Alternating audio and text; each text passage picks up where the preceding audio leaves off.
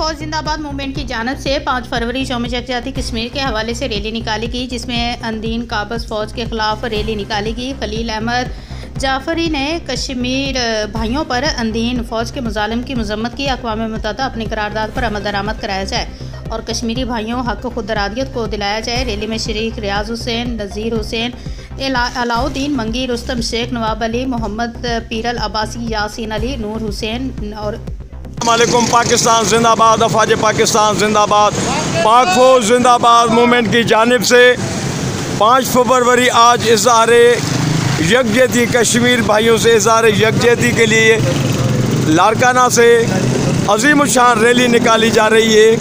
पाकिस्तान पाकिस्तान पाकिस्तान, पाक फौज, पाक फौज।